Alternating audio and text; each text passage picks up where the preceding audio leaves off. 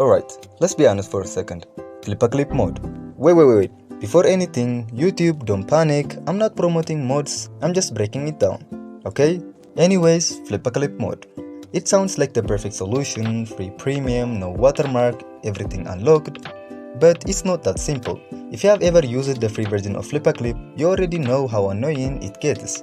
Ads, looked features, and that watermark just sitting there. At some point, everyone thinks the same thing. There has to be a better way. So obviously, people start looking for the mod. And when they find it, everything opens up.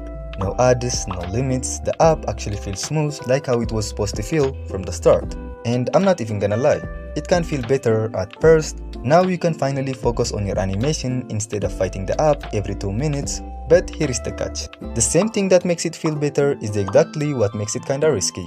First off, it's glitchy. Since it's unofficial, it's not stable.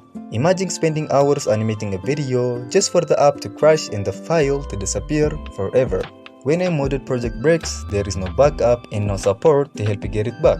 Then there is the safety side. You don't actually know what you installed. It might be fine or it might not be fine because there is no guarantee, no official updates, no support. You are basically trusting a random file from the internet. So now you are stuck in this weird situation. On one side, it feels better than the free version, cleaner, faster, no interruptions. But on the other side, it's unstable, it comes with a risk and not something you can fully rely on. And let's be real, a lot of people already made their choice. Once you get used to that no limits version, going back to the free one feels rough.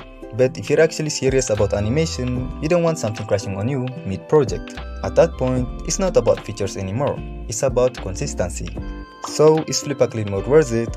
Honestly, it depends. If you just want a smoother experience and you're okay with the risk, you will probably like it. But if you want something stable you can fully trust, then you might want to think twice. And also, just to be clear, mods like this usually go against app policies, so just keep that in mind.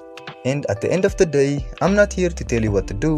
I'm just saying there is a reason some people use it and there is also a reason some people avoid it. So make your own choice and be careful out there.